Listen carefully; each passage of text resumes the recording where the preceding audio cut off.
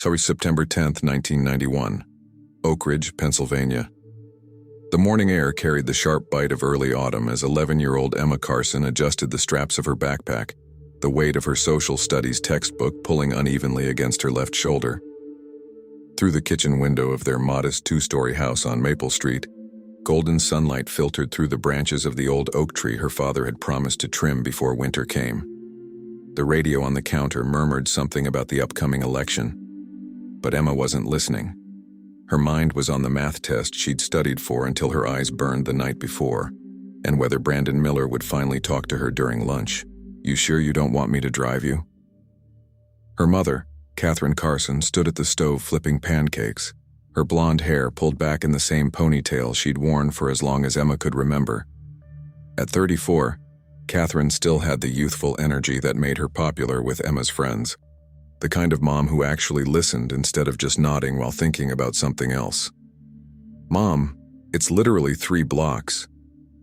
Emma rolled her eyes with the practiced exasperation of a girl on the cusp of claiming her independence. "I'm not a baby." Catherine turned, spatula in hand, her blue eyes carrying that mixture of pride and worry that seemed to define motherhood. "I know you're not, sweetheart. Just humor me sometimes, okay?" Emma's father, Robert Carson, looked up from his newspaper at the kitchen table. At 37, he wore the uniform of a Pennsylvania State Police sergeant with the ease of someone who'd found his calling early. "The bus stop is right there on the corner," he said, his voice carrying the gentle authority that made him respected at the station. "She'll be fine, Kath. We raised her to be smart." "Too smart for her own good sometimes," Catherine muttered, but she was smiling as she slid 2 pancakes onto Emma's plate. "Eat quickly. You've got 15 minutes. The Carson household existed in that comfortable middle-class stability that defined small-town America in 1991. Robert's salary as a sergeant kept them secure, if not wealthy. Catherine worked part-time at the library, a job that let her be home when Emma got back from school. Their house, purchased 7 years ago when Robert got promoted, sat on a quiet street where neighbors knew each other's names and kids still played outside until the streetlights came on. Oak Ridge itself was the kind of town where nothing much happened. Population 200, nestled in the rolling hills of western Pennsylvania, 2 hours from Pittsburgh. Main Street had a hardware store, a diner where everyone ate breakfast on Sundays, and a movie theater that still had only 2 screens. The biggest news in recent memory was when the high school football team made it to state finals in 1989. It was the kind of place where people didn't lock their doors. Emma finished her pancakes in record time, gulped down her orange juice and grabbed her backpack. "Love you," she called out, already halfway to the door. "Emma Catherine Carson." Her mother's voice stopped her mid-stride. "Get back here and give me a proper goodbye." Emma sighed dramatically, but backtracked to accept her mother's hug and her father's kiss on the forehead. "Love you both. See you at dinner." "Be good," Robert called after her. "And remember, stranger danger, don't talk to people I don't know. Go straight to the bus stop. I know, Dad." Emma's voice carried the sing-song tone of someone who'd heard the same speech 1,000 times. The screen door slammed behind her as she bounded down the front steps into the September morning. The temperature hovered around 65 degrees, perfect weather for the new denim jacket her grandmother had sent for her birthday last month. Emma pulled it tighter around herself, feeling impossibly grown up. The walk to the bus stop at the corner of Maple and Pine took exactly 4 minutes if she walked at a normal pace. Emma had timed it. She knew every crack in the sidewalk, every house along the route. The Mitchell's place with the garden gnomes that creeped her out. The Harris's Colonial where Tommy Harris, the high school senior, washed his Camaro every Saturday. Mrs. Peterson's bungalow where the old woman sat on her porch in good weather, waving at everyone who passed. This morning, Mrs. Peterson was already in her rocking chair, a cup of coffee steaming in her hands. "Morning, Emma." "Morning, Mrs. Peterson," Emma waved enthusiastically. The old woman had given her homemade cookies last week, the chocolate chip kind that were still warm and melted in your mouth. "You tell your mother I've got those books she ordered at the library." "I will." Emma continued down the sidewalk, her sneakers scuffing against the concrete. 2 houses ahead, she could see the bus stop, just a simple green sign marking the corner where 5 or 6 kids typically gathered each morning. She was running a few minutes early today, thanks to her mother's insistence on a quick breakfast. Usually, Sarah Jenkins from next door was already there, but this morning the corner stood empty. That should have been the first warning sign. Emma slowed her pace, pulling out the friendship bracelet she'd been working on during study hall. The colored threads were getting tangled, and she focused on trying to separate them, her attention divided between the bracelet and putting one foot in front of the other. She didn't notice the car until it was too late. It was a blue sedan. Later, witnesses would describe it as either a Ford Taurus or a Chevrolet Cavalier, the kind of generic vehicle that blended into any suburban landscape. It had been idling at the curb 30 feet from the bus stop, engine running, unremarkable enough that Emma had walked right past it without a second glance. The man behind the wheel had been watching, waiting. Emma was 15 feet from the bus stop when she heard the car door open behind her. She turned, curious more than alarmed. Maybe someone needed directions. The man was already moving toward her with purposeful strides. He was medium height, medium build, wearing jeans and a gray sweatshirt. Nothing about him screamed danger. He looked like someone's dad, maybe a teacher. Dirty blonde hair, glasses, a face that would be impossible to recall with any specificity. "Emma?" His voice was friendly, slightly concerned. Emma Carson. The sound of her own name stopped her cold. That split second of recognition, he knows who I am, maybe he knows my parents, was all he needed.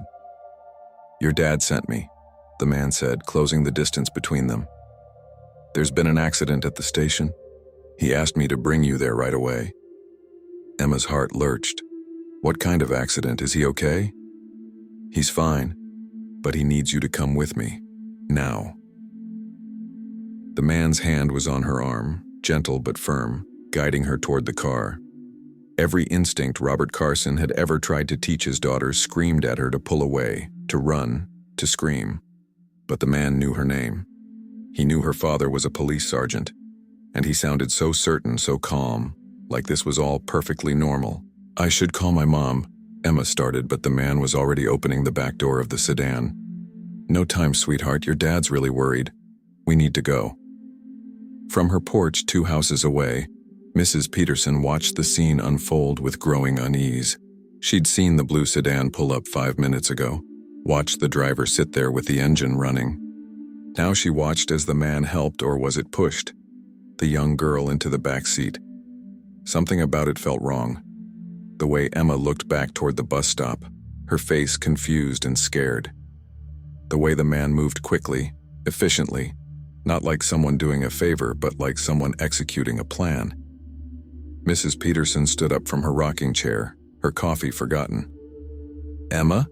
she called out, her elderly voice not carrying far enough. The man looked up, made brief eye contact with the old woman, then slid into the driver's seat.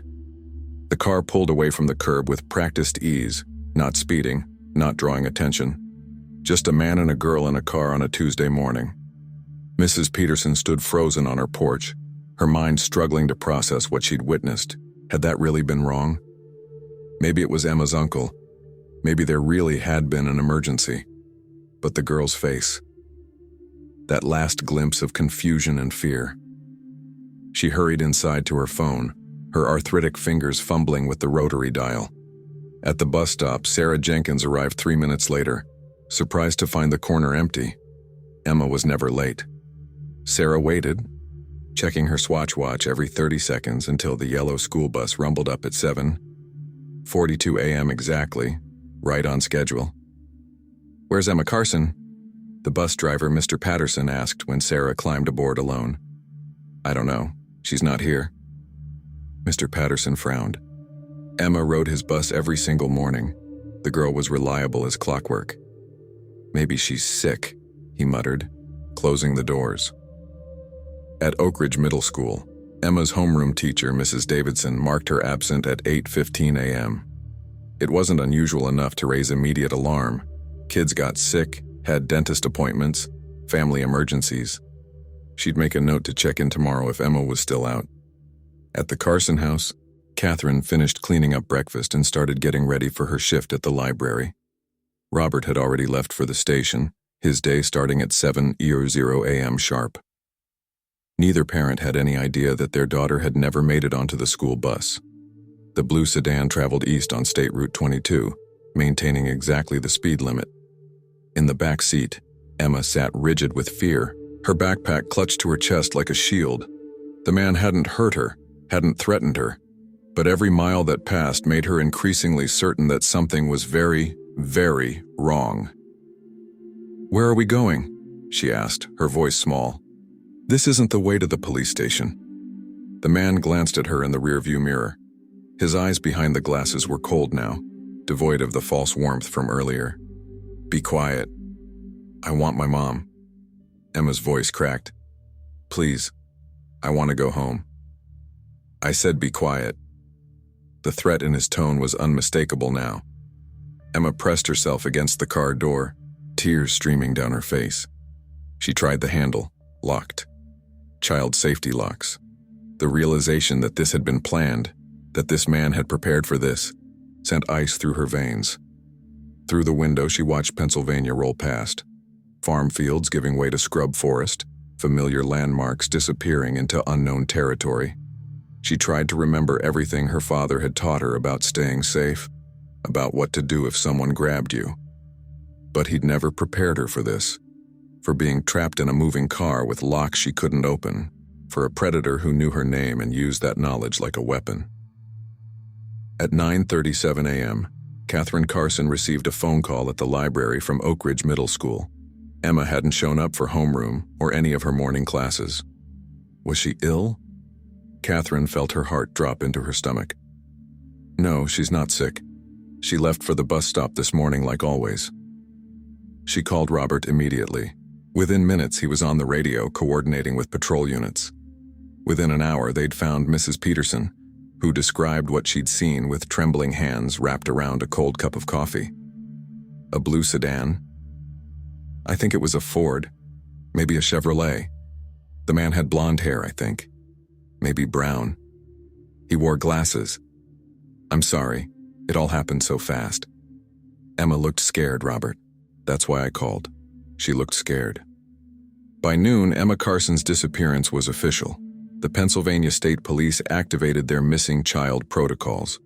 Robert Carson, forbidden from working his own daughter's case, paced the hallways of the station like a caged animal, while his colleagues fanned out across Oak Ridge and beyond.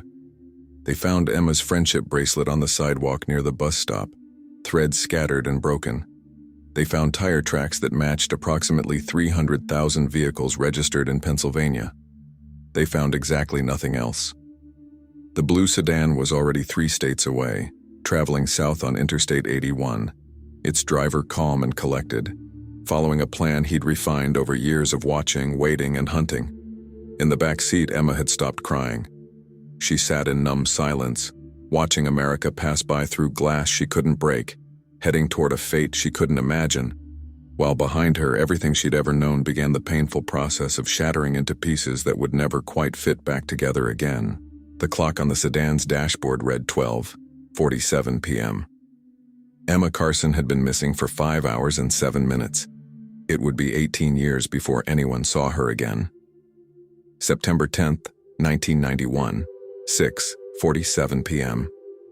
The Carson living room had transformed into a command center that no parent should ever have to witness. FBI agents occupied the couch where Emma usually sat watching Saturday morning cartoons.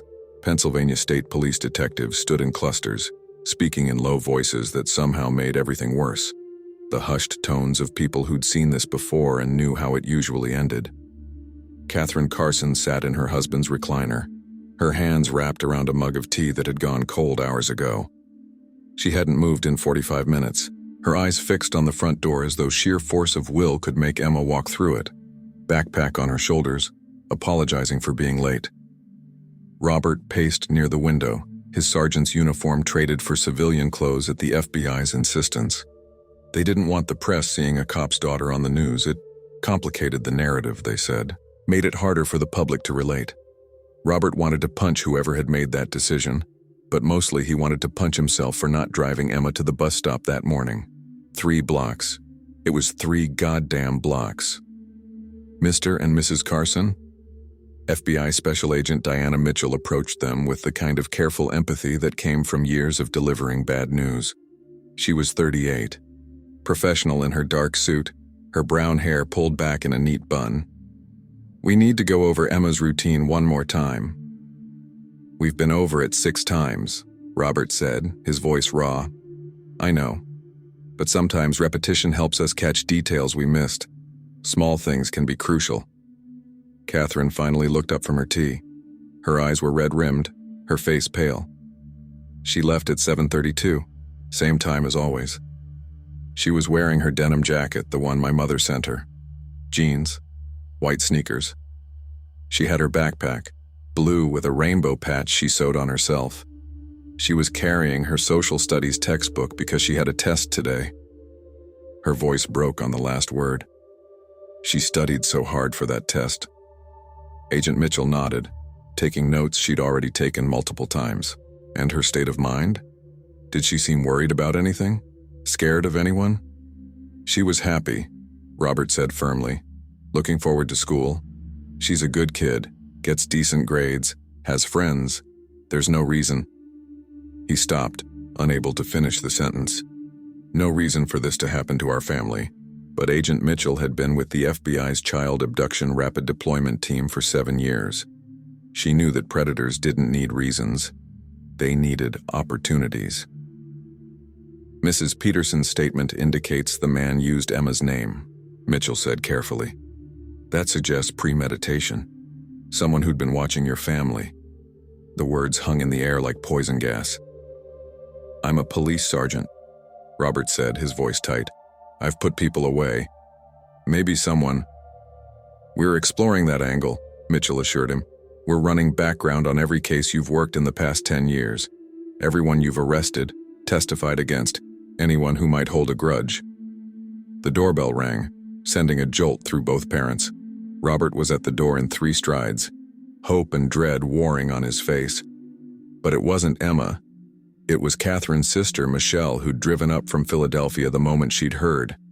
She pulled Catherine into a fierce embrace while Robert turned away, his jaw clenched against emotions he couldn't afford to show.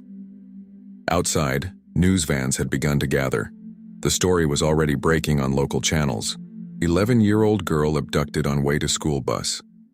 Emma's school photo, taken just 2 weeks ago, her smile genuine and bright, would be on the evening news within the hour. At Oak Ridge Middle School, administrators had held an emergency assembly. Parents flooded the school to pick up their children, suddenly aware that the safety they'd taken for granted was an illusion.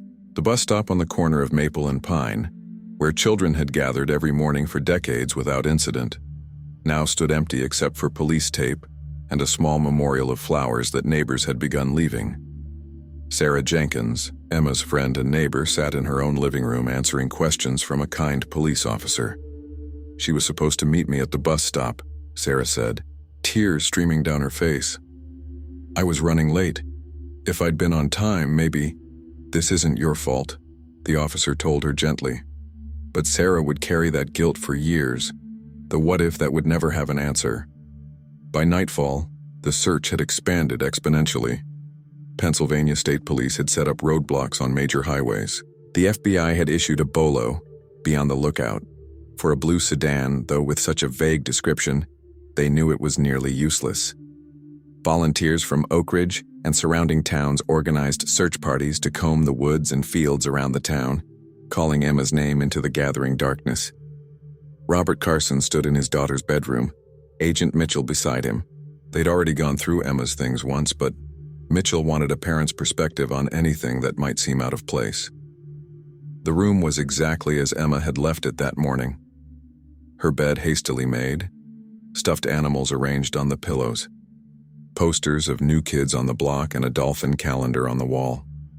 Her desk cluttered with notebooks, colored pencils, and a half-finished friendship bracelet, the twin to the one found broken on the sidewalk. "Does Emma keep a diary?" Mitchell asked. Robert opened the drawer of Emma's nightstand and pulled out a small journal with a unicorn on the cover. He handed it to Mitchell, feeling like he was violating his daughter's privacy even as he knew it might save her life. Mitchell flipped through the pages carefully. Typical 11-year-old concerns, crushes on boys, anxiety about tests, arguments with friends, complaints about her parents being too strict. Nothing that raised red flags, no mentions of strange men, no fears of being followed, no secrets that explained what had happened. "She's a normal kid," Robert said, his voice hollow. "She's just a normal kid who walked to the bus stop like she's done 1,000 times before." Mitchell closed the diary. "Mr. Carson, I need you to understand something. In the first 48 hours, we have the best chance of finding Emma alive. After that, the statistics become difficult. We're doing everything we can. Every agent, every officer, every resource we have is focused on bringing your daughter home." Robert heard what she didn't say, but it might not be enough. 3 weeks later, October 3rd, 1991, the command center in the Carson living room had dissolved. The FBI agents had returned to Philadelphia, leaving behind business cards and promises to follow any new leads. The news vans had moved on to other tragedies. The search parties had dwindled from hundreds of volunteers to a dedicated few who still walked the woods every weekend, hope fading with each empty search. Emma's face stared out from posters on every telephone pole in Oak Ridge. Missing. Emma Catherine Carson. Age 11. Last seen September 10th, 1991. The photo showed her smile, frozen in time, a girl who no longer existed in that moment of innocence. Catherine had taken a leave of absence from the library. She couldn't focus, couldn't function. Most days she sat in Emma's room, holding her daughter's clothes, breathing in a scent that was already fading. Michelle had stayed for 2 weeks before her own family obligations forced her back to Philadelphia, leaving Catherine alone in a house that felt like a mausoleum. Robert had returned to work against every instinct, because the FBI psychologist said he needed structure, needed to feel useful. But every call that came through the station made his heart stop. Is it her? Did they find her? And every time it wasn't, a small piece of him died. The investigation had produced dozens of leads that led nowhere. A blue sedan spotted in 3 different states simultaneously, according to witness reports that contradicted each other. A man who fit the vague description seen at a rest stop in Maryland, who turned out to be a traveling salesman with an airtight alibi. Psychics had called offering visions. Conspiracy theorists had theories. None of it brought Emma home. Agent Mitchell called every week with updates that weren't really updates. They'd expanded the search radius. They'd interviewed registered sex offenders within a 100-mile radius. They'd followed up on reports of a girl matching Emma's description seen at a mall in Ohio. It wasn't her. They were doing everything possible, Mitchell insisted. Robert believed her. It just wasn't enough. The worst part was the silence. Emma's voice had been such a constant in their lives, chattering about her day, singing off-key in the shower, calling for her mom from upstairs. Now the house held only the hollow echo of 2 people trying to exist in the space where 3 used to live. 6 months later, March 1992. Winter had come and gone. Snow had fallen on the bus stop where Emma was taken, covering and then revealing it again with the spring thaw. Life in Oak Ridge had slowly, painfully, returned to something resembling normal. Parents still walked their children to school, still watched them more carefully, but the acute terror had faded into a chronic unease. The Carson marriage was fracturing under the weight of grief and guilt. Catherine blamed Robert for not driving Emma that morning. Robert blamed Catherine for not insisting. They both blamed themselves, and that blame sat between them like a wall they couldn't scale. Agent Mitchell's calls came less frequently. Once a month now, usually to report that they had no new developments. The case wasn't closed. Missing children cases never officially closed, but it had gone cold. Emma's file sat in a cabinet in Philadelphia alongside hundreds of other missing children, each one a tragedy, each one slowly being buried under the weight of new cases. Sarah Jenkins had nightmares where she arrived at the bus stop on time and saved Emma. She'd started therapy. So had half the children in Emma's class. The guidance counselor at Oak Ridge Middle School had her hands full with students processing trauma they weren't equipped to understand.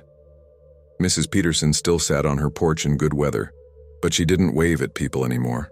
She replayed that morning endlessly. Could she have done more? Called out louder? Run down the street? Her testimony had been crucial, but it hadn't been enough to find Emma.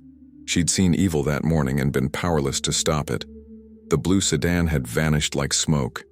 Despite a nationwide alert, despite thousands of tips called into the hotline, despite FBI agents following every possible lead, they'd never found it. It was as though the car and its driver and Emma had simply ceased to exist the moment they left Oak Ridge. 2 years later, September 1993, Emma would have been 13 now, would have started 8th grade, would have been thinking about high school, maybe getting her learner's permit in a few years. Catherine thought about these milestones constantly, marking time by the ghost of the daughter she'd lost. Robert had thrown himself into work with an intensity that bordered on obsession. He'd been promoted to lieutenant, partly on merit, partly because his superiors didn't know what else to do for him.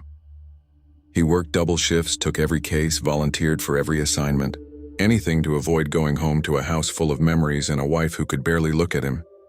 They'd converted Emma's room into a guest room at Catherine's insistence. She couldn't walk past that door anymore without falling apart. But she'd kept everything, every toy, every piece of clothing, every drawing and school paper, boxed carefully in the attic. Just in case. Just in case Emma came home and wanted her things.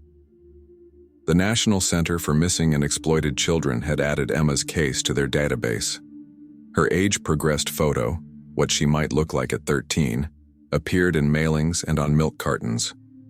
A girl with Catherine's blonde hair and Robert's brown eyes, computer-generated into a future that might never exist. Agent Mitchell had retired from the FBI. Her replacement, Agent Torres, had called once to introduce himself and assure the Carsons that Emma's case remained active. But they both knew what active meant at this point. It meant they'd look into it if new information emerged. It meant they hoped but didn't expect. Oak Ridge had moved on. The flowers at the bus stop had been removed. The news had stopped covering anniversaries of Emma's disappearance. People still remembered, still spoke about it in hushed tones, but it had become part of the town's history rather than its present. The tragedy that proved nowhere was truly safe. 5 years later, 1996. Catherine and Robert Carson divorced quietly, signing papers in a lawyer's office without drama or fighting. There was nothing left to fight about. Emma's absence had hollowed them both out, leaving husks that went through the motions of living without actually feeling alive. Catherine moved to a small apartment across town, taking only what she needed. Robert stayed in the house on Maple Street, unable to leave the last place Emma had been. He walked past her old bus stop every morning on his way to work, a ritual of grief he couldn't break. Emma would have been 16 now, would have been learning to drive, would have been thinking about college, would have had her whole life ahead of her. The case file had been transferred to the cold case unit. Agent Torres called once a year on September 10th, the anniversary. "We haven't forgotten Emma," he always said. But they had, in every way that mattered. She was a statistic now, a file number, one of thousands of children who vanished and were never found.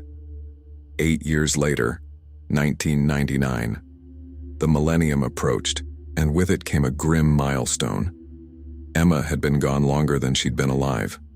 11 years missing. Would have been 19 now, an adult. Catherine tried to imagine what Emma would look like, who she would have become, but the image never came into focus. The 11-year-old in the school photo was all she had left. Robert had been promoted to captain. His reputation as a dedicated, thorough officer was unimpeachable. But his colleagues knew the truth. He was a man running from pain, burying himself in work because stopping meant feeling, and feeling meant breaking.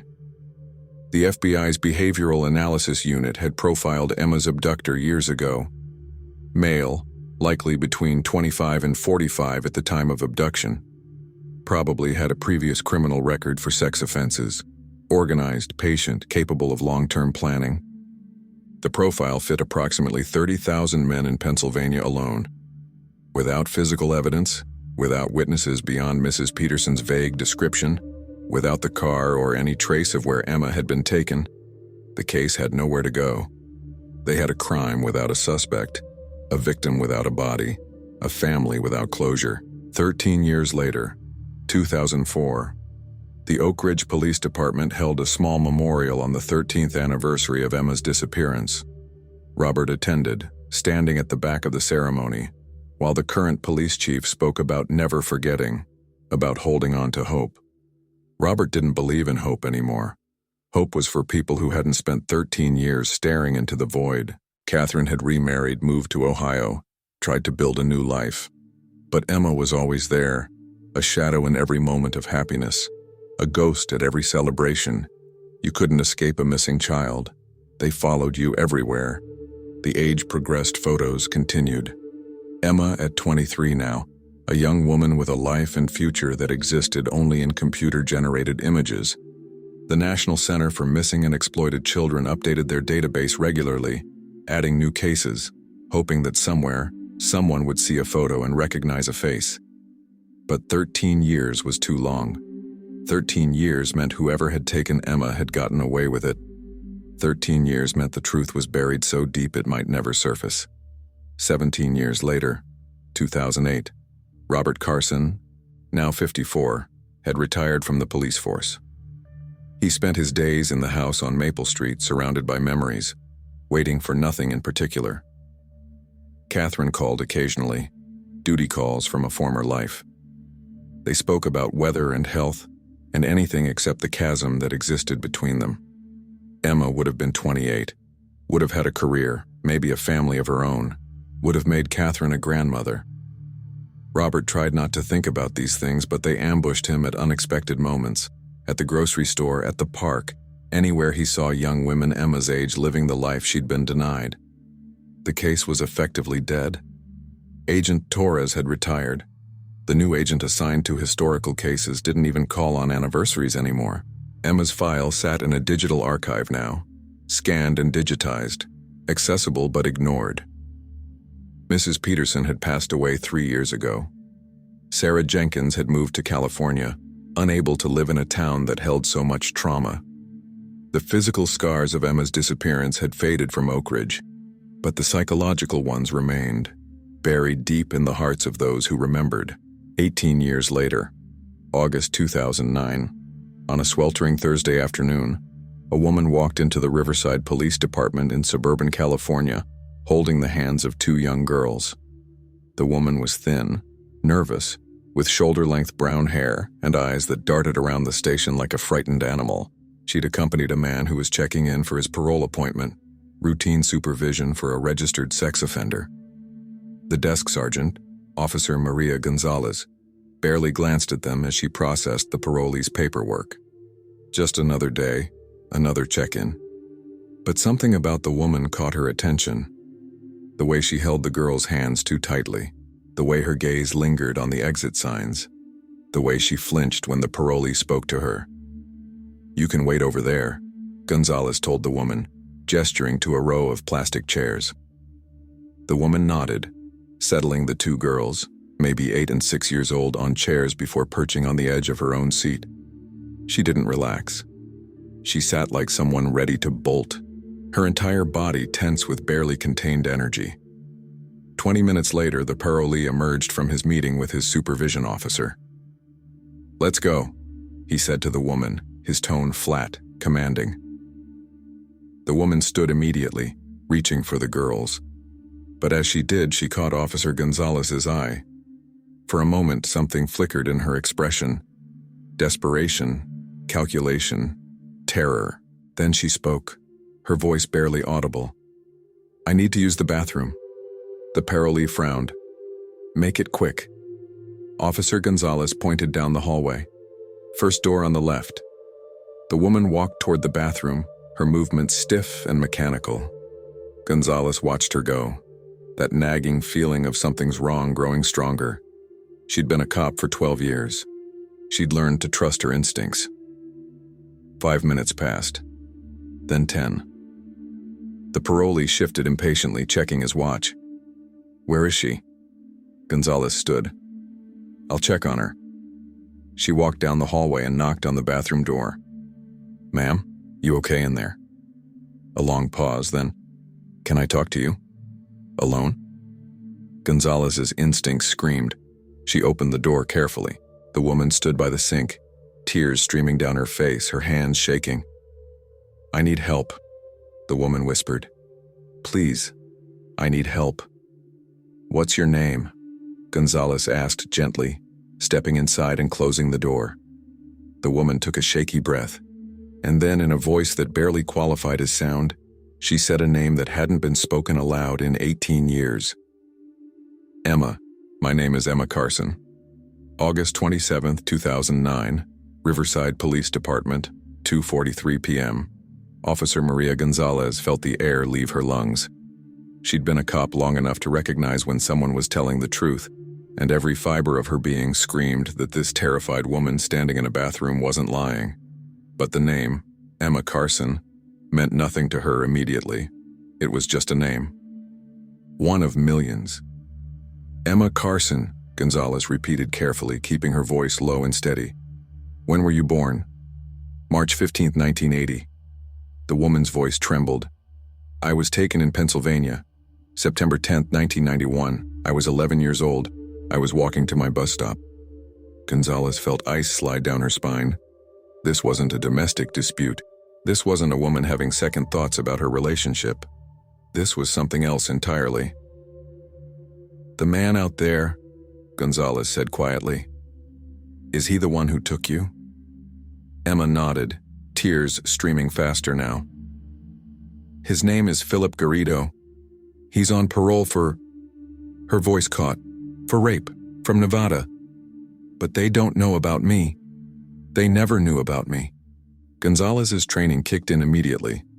Okay, Emma. I need you to stay right here. Don't go back out there. I'm going to get help, and we're going to keep you safe. Do you understand? Emma grabbed Gonzalez's arm with surprising strength, her eyes wild with panic. The girls. Those two girls out there. They're mine. He made me. She couldn't finish the sentence. Please don't let him take them, please. I won't, Gonzalez promised. Nobody's taking those girls anywhere. I promise you. She left Emma in the bathroom and walked back to the main area with forced casualness, her heart hammering against her ribs. The parolee, Philip Garrido, sat in one of the plastic chairs, the two young girls beside him. He looked up as Gonzalez approached. She okay in there? He asked, his voice carrying that particular tone of a man used to controlling situations. She's fine, just taking a minute. Gonzalez kept her expression neutral as she returned to the front desk. She picked up the phone and dialed her supervisor's extension, turning away from Garrido. Lieutenant, I need you at the front desk. Now. Possible 207 situation. The California Penal Code 207. Kidnapping. Lieutenant Marcus Webb arrived within 90 seconds, reading Gonzalez's expression immediately. She leaned in close, whispering rapidly. The woman with Garrido just identified herself as Emma Carson, abducted from Pennsylvania in 1991 at age 11. She claims Garrido is her abductor. The two girls are allegedly hers. Webb's eyes widened fractionally, but his expression remained professionally blank. Where is she now? Women's bathroom, first door on the left. Get Garrido into an interview room. Tell him we have some routine questions about his parole compliance. Keep it casual. I'll handle the woman and call the FBI. Gonzalez nodded and approached Garrido with a practiced smile. Mr. Garrido, Officer Chen needs to verify some information with you regarding your last check-in. Would you mind stepping into interview room 2 for a moment? Garrido's eyes narrowed suspiciously. What kind of information? Just standard verification. It'll only take a few minutes. Gonzalez kept her tone bored, routine. The girls can stay out here with me. For a long moment, Garrido didn't move. Then he stood, his jaw tight. Fine, but make it quick. As soon as Garrido disappeared into the interview room with Officer Chen, Gonzalez crouched down to the two girls' eye level.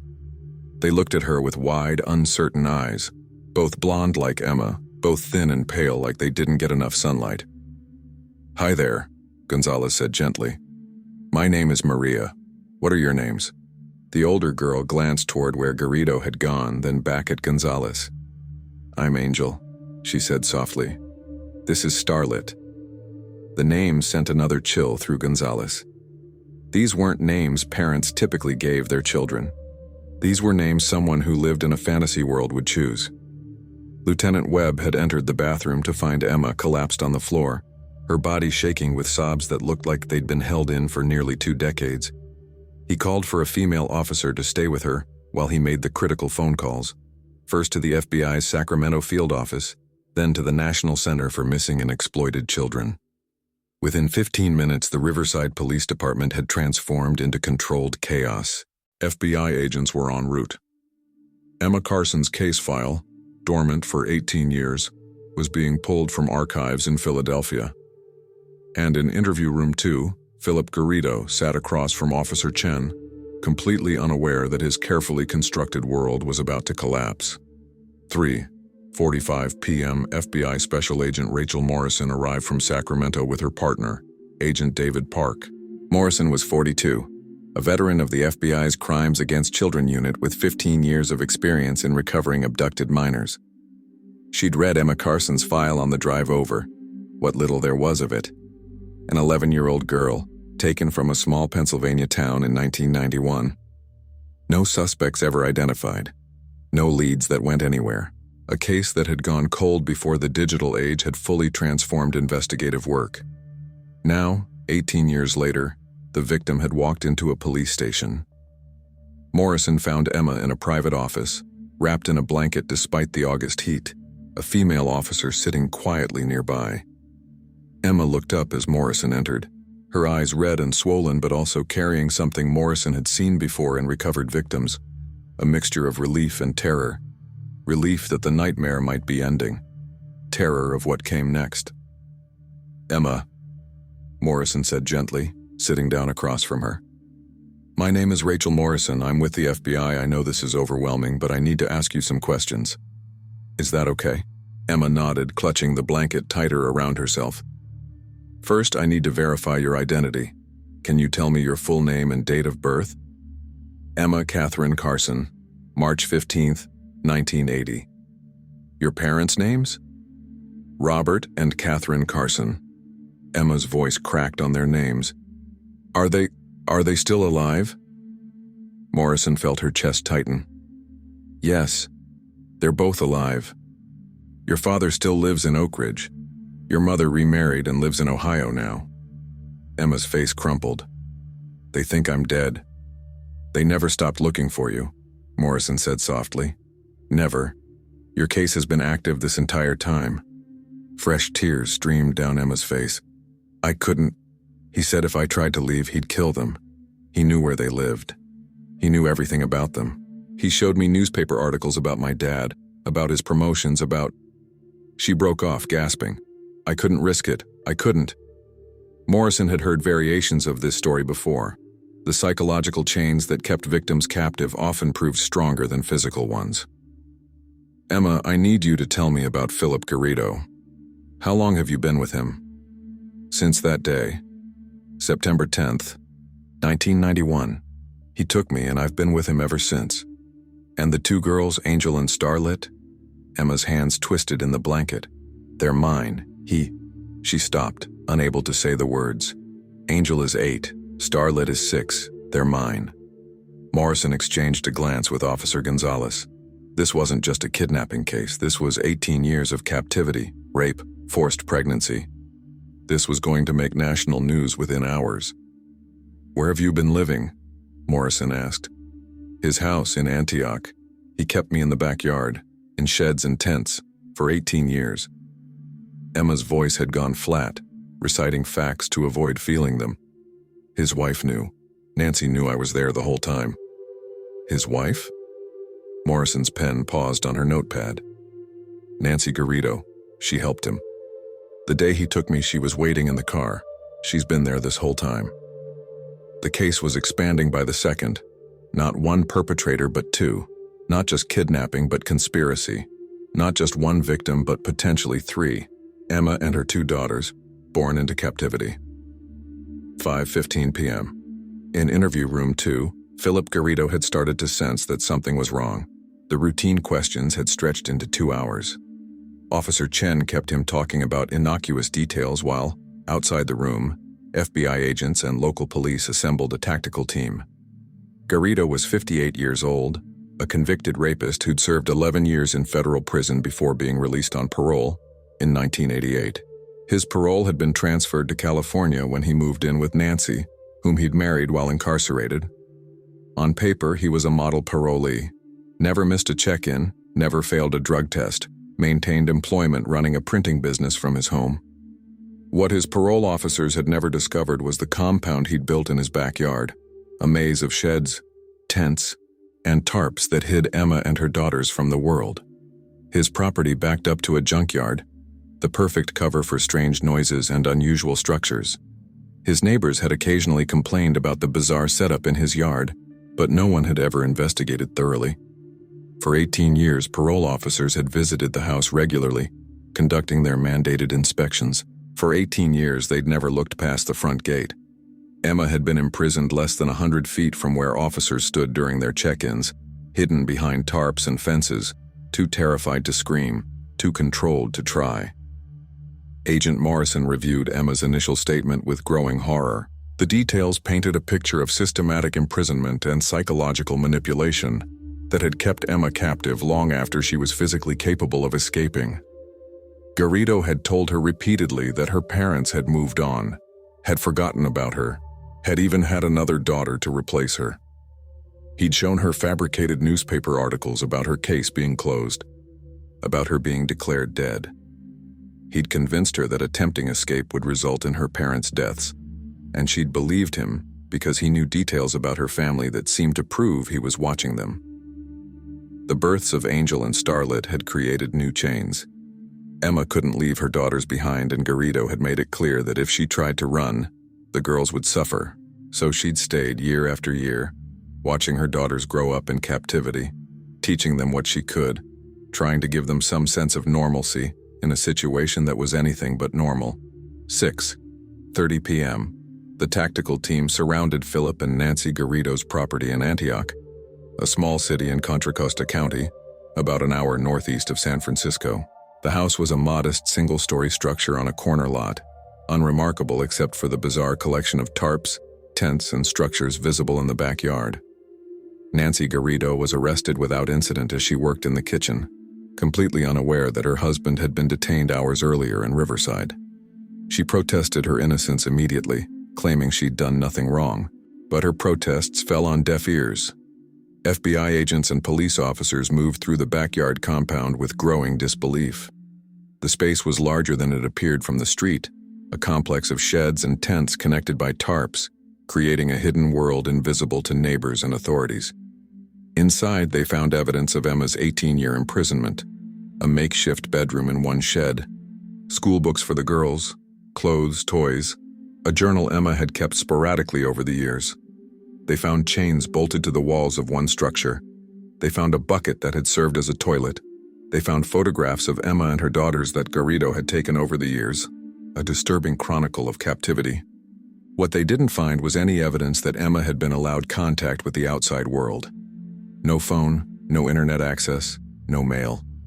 For 18 years, Emma Carson had been less than 50 miles from San Francisco, one of the most populated areas in America, and she might as well have been on another planet. 8:00 p.m. Oak Ridge, Pennsylvania. FBI agents knocked on Robert Carson's door just after 8 p.m. Eastern Time. He answered in a t-shirt and jeans, his retirement having erased the military precision he'd once maintained. At 55, Robert looked older than his years, grief having carved deep lines into his face. "Captain Carson?" The female agent held up her credentials. "I'm Special Agent Williams from the FBI's Philadelphia field office. May we come in?" Robert's first thought was that they'd found Emma's body. 18 years had taught him not to hope for anything else.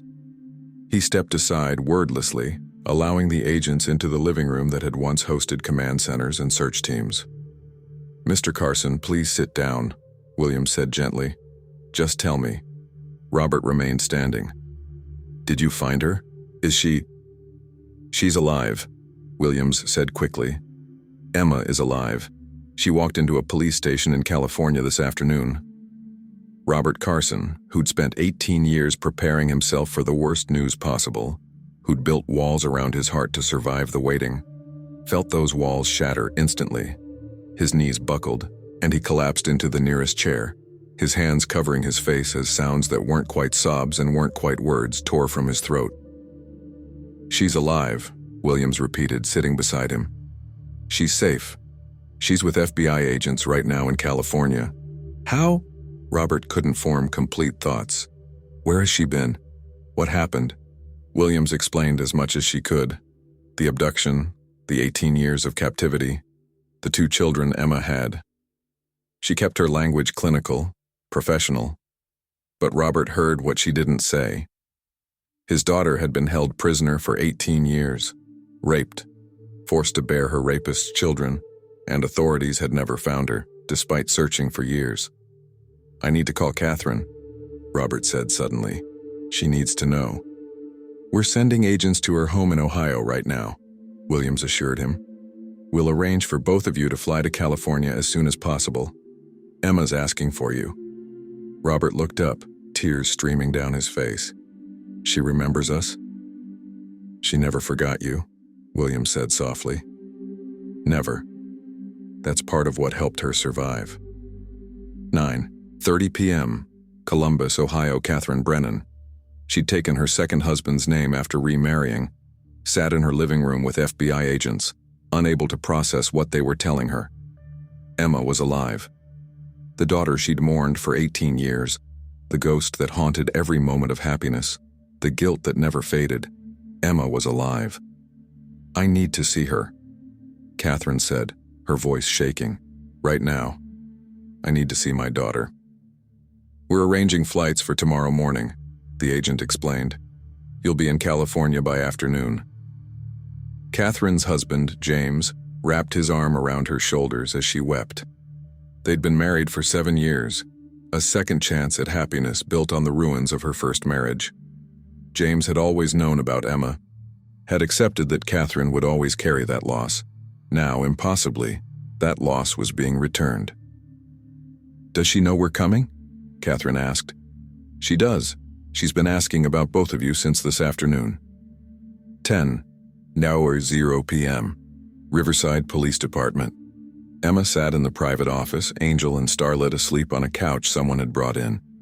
Agent Morrison had been with her for hours, taking her statement, documenting 18 years of captivity in excruciating detail. Emma's voice had gone hoarse from talking, from crying, from finally releasing secrets she'd held for nearly 2 decades. "Your parents are flying out tomorrow," Morrison told her gently. "They'll be here by afternoon." Emma looked at her daughters, sleeping peacefully for the first time in their lives in a space that wasn't made of tarps and desperation. "I don't know if they'll recognize me. I don't know if I'll recognize them. They never stopped loving you," Morrison said. "That much I can promise you." Emma nodded, fresh tears sliding down her cheeks. "I need to tell you something else. About the parole officers." Morrison leaned forward. "What about them?" "They came to the house regularly, for years." Emma's voice held anger now, cutting through the exhaustion. "They came and they stood in the front yard and they never looked. They never checked. He was supposed to be monitored because of what he did in Nevada, but they never looked past the front gate. I was right there. For 18 years, I was right there, and nobody looked." Morrison felt rage kindle in her chest. She'd read Garrido's parole file on the way to Antioch. He was designated as a high-risk offender. He was supposed to be subject to intensive supervision, GPS monitoring, home inspections, and somehow he'd hidden a kidnapped victim and 2 children in his backyard for 18 years. "We're going to investigate every aspect of how this happened," Morrison promised. "Every failure, every missed opportunity. I swear to you, Emma, we're going to find out how you fell through the cracks." "I didn't fall," Emma said quietly. "I was right there. They just didn't want to see." August 28, 2009, 2:15 p.m., Sacramento FBI field office. The room was private, quiet. set up with comfortable chairs and tissues and all the trappings of a meeting that would be emotionally devastating, no matter how carefully it was orchestrated. Emma sat on one side, her hands clasped tightly in her lap. Angel and Starlet were in another room with child services specialists, being gently evaluated and cared for while their mother navigated this next impossible moment. Agent Morrison stood near the door. "Are you ready?" Emma wasn't sure she'd ever be ready, but she nodded anyway. 18 years. She'd been 29 years old now, and the last time she'd seen her parents, she'd been 11. She'd changed. They'd changed. Everything had changed. The door opened and Robert Carson entered first. He'd aged. Emma saw it immediately. His hair gray now. His face lined with years of grief. But his eyes were the same, and when they landed on her, they filled with tears that mirrored her own. "Emma?" His voice broke on her name. "Dad." The word came out as a sob. Robert crossed the room in 3 strides and pulled his daughter into his arms. This woman who'd once been his little girl. And they both shattered together, crying in a way that felt like it might never stop. Catherine came in moments later, her hand pressed to her mouth, her eyes disbelieving even though the FBI had told her. Even though she'd spent all night trying to accept the impossible truth.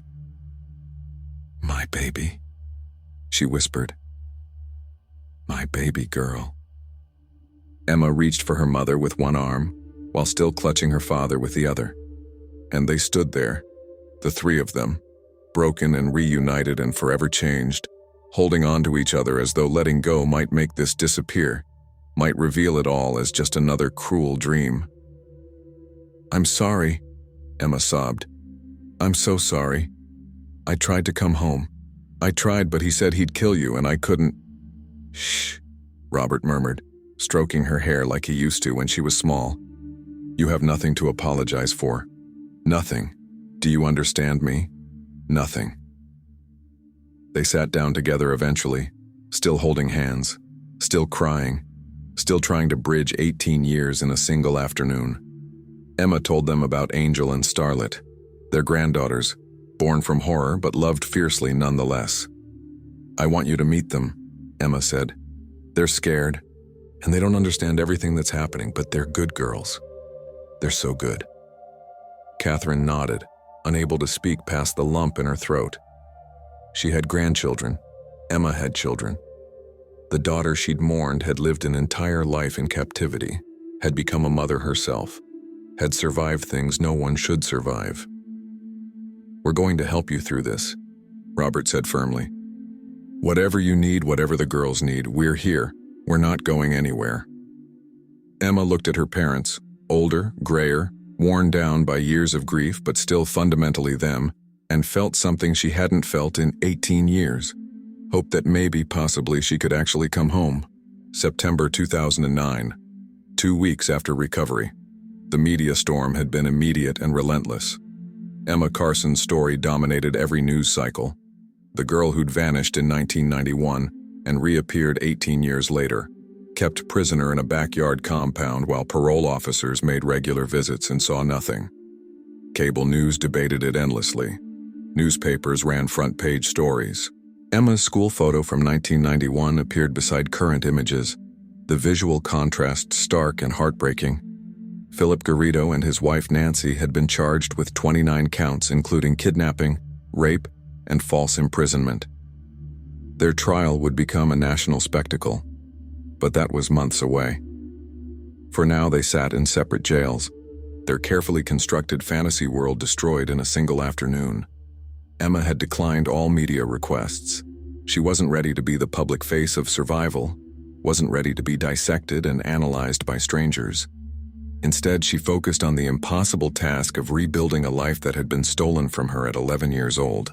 The FBI had set her up in a secure location, a small house in a quiet Sacramento suburb, guarded discreetly but constantly. Angel and Starlet were adjusting slowly, frightened by open spaces and confused by the sudden abundance of everything.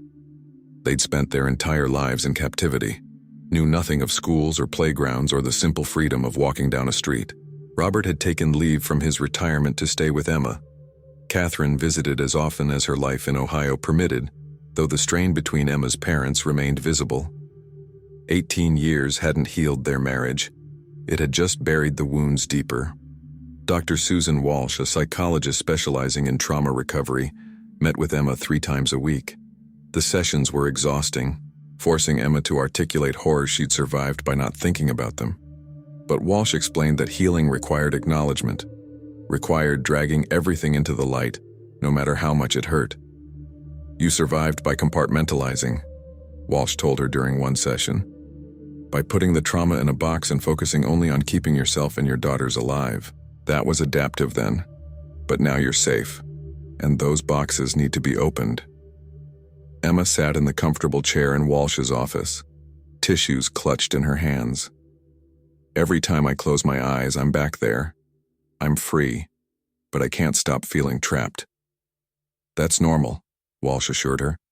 "You spent 18 years in captivity. Your brain adapted to constant vigilance, constant fear. It's going to take time to teach it that the danger is over." But was it over? Emma had testified extensively to FBI agents, detailing Garrido's methodologies, his psychological manipulation tactics, the compound's layout. She'd explained how he'd controlled her, through fear initially, then through her daughters, then through a warped dependency he'd cultivated over years.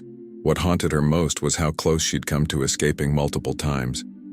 Moments when she could have screamed, could have run, could have alerted neighbors or authorities. But Garrido had been a master manipulator, convincing her that any attempt would result in her parents' deaths, her daughter's suffering. He'd shown her news articles about her father's promotions, proved he was watching the Carson family, made the threat feel real and immediate. He knew everything about them, Emma told Walsh. Where they lived, where my dad worked, when my mom remarried. He had details that made his threats credible.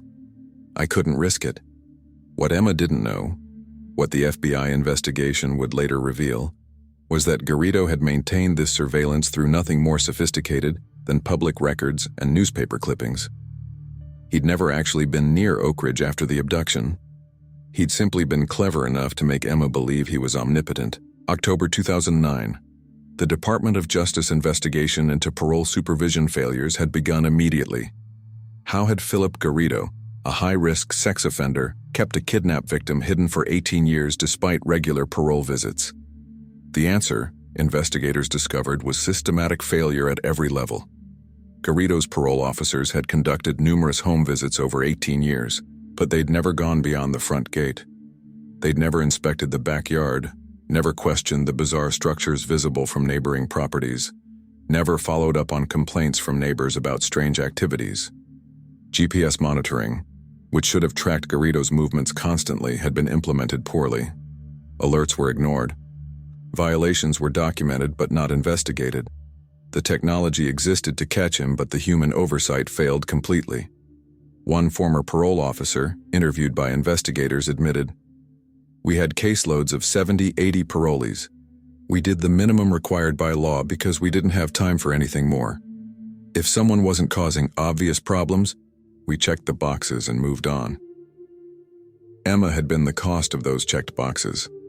Agent Morrison testified before a congressional committee examining the case. "Emma Carson was hidden in plain sight," she said, her voice tight with controlled anger. Parole officers visited regularly. Neighbors complained. Local police received calls about suspicious activity, but nobody connected the dots. Nobody looked hard enough. The investigation would eventually result in policy changes, increased funding for parole supervision, and mandatory training on recognizing signs of hidden victims. But for Emma, those changes came 18 years too late. November 2009. Angel and Starlit started school for the first time, a private institution equipped to handle their unique needs. They were years behind academically, having been taught only what Emma could manage in captivity.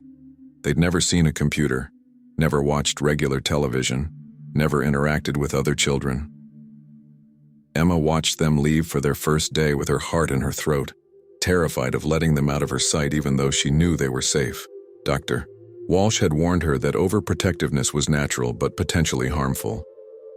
"They need to learn to exist in the world," Walsh had said gently. Just as you do. But how did you teach children to exist in a world they'd never known?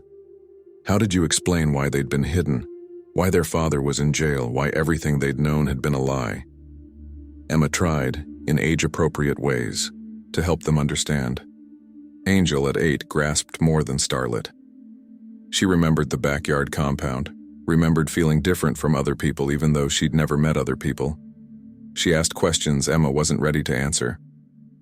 Why did Daddy keep us in the backyard? Why couldn't we leave? Emma had settled on simple truths. Daddy made very bad choices that hurt people. We were trapped because of his choices, not because of anything you did. But now we're free, and we're safe, and we're going to build a new life together.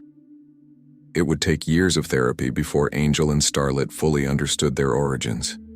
Years before they could process that they'd been born from rape, that their very existence was a result of their mother's captivity. For now, Emma shielded them from those truths, let them be children as much as possible.